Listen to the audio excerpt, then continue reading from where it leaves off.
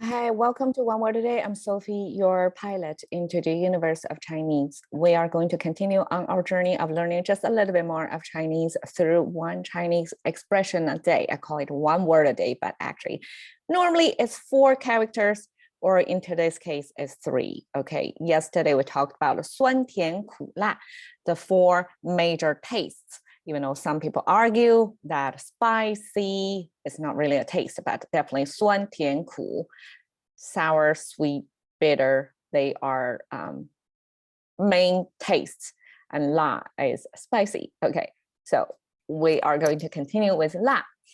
麻辣烫 is one famous Chinese cuisine. I mean, we call it Chinese, but there are different variations or types of styles of Chinese cuisine. So this is one of them, a super spicy food. 麻辣烫. Okay, 麻 come from this character. You can see here, this is a plant-based. It has a pretty long stem.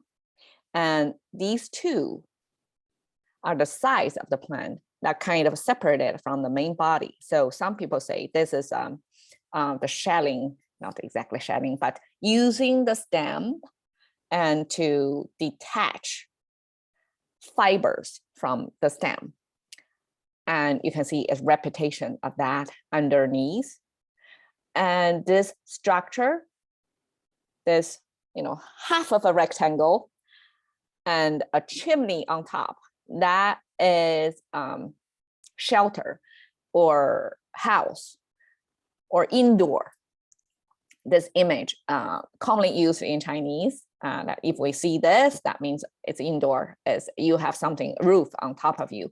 And then it's like within, like underneath that roof, you have a production of plant-based production of separating the stems from the plant so that you can use the fiber to make something. So back then, the agriculture-based society, production of fabrics, of textile, mostly done, I guess every household have their own device of making, because back then, probably before corporation, before industry, before mass production, it's done domestic activity.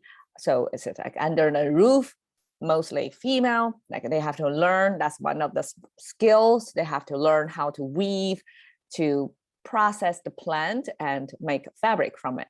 So this eventually means, originally it means fabric making, and a particular kind of fabric, because we know from China, we have silk, right? It's a high class fabric, and the ma actually is a low class fiber. So these are more readily available. It's not really, you have to raise a silkworm farm for long to harvest that. And there are trade secret technology to extract that very fine fiber by the animal, right? This is plant-based fiber that you can extract from the stem of the plant, right? So that is more like a rough on the skin. So lower class people wear ma bu fabric most of the time, and we use a lot of time ma, a symbol to represent it's ordinary people. So it came from this fabric making practice back then, but the character eventually means numbing effect. So probably because my guessing is the plant, this ma, there are different types of ma. One of them is flax. So that's a type of major fabric production plant source, flax. But this ma can also be used with other character to form da ma, means hemp or marijuana, and ya ma means flax. And there are xun ma, with different character, plus this ma, they form different categories, specific type of plant that's, within a certain, I guess, a common feature of ma. So probably one of the ma taste have this numbing effect. I'm not sure if it's hemp. if it's marijuana. I don't know if marijuana have this numbing effect. Probably do, some do. So back then, Chinese discovered that and used numbing, numb. What's the English word? For making you numb. So that's the kind of numb, like you lose your senses. And la, spicy.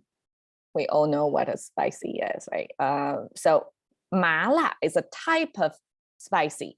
So apparently there is just pure spicy, that's temperature-based spicy, and this numbing sense of spicy. It's like so spicy that you feel the tingling in your mouth. That's the kind of mala we're talking about. And tang, okay, come from this big word. This is the older version, and this is simplified version. You can see only this portion got simplified. But tang forms by this top portion and bottom. So the top portion is the sound / meaning maker, because it sounds like a tongue, it means soup. And the bottom is fire. Okay, fire, soup on top of fire. We can get that image, right? But at the same time, it sounds tongue. So here, tongue becomes the action, the verb of burning. So basically hot water, hot soup, and on the fire, right? It's hot, it's boiling hot, well, mostly. And if you got spilled by the hot soup from that, that's the sense of burn. So Chinese use this very visual way to create, the accident of the burn from hot water. And ma la tang, okay, non-spicy burning.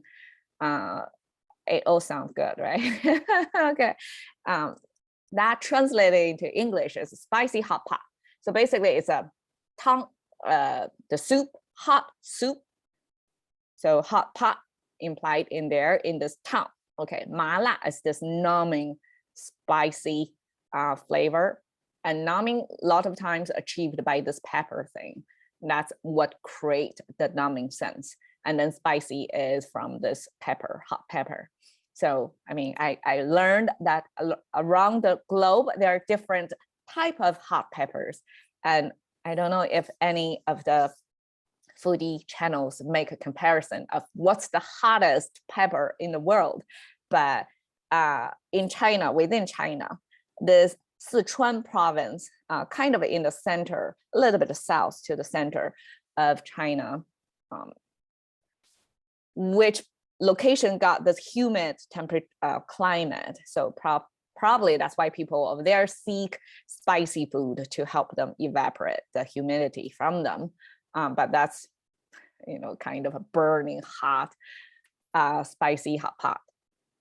All right, cash into the currency of thinking by one word a day with Sophie. See you another day.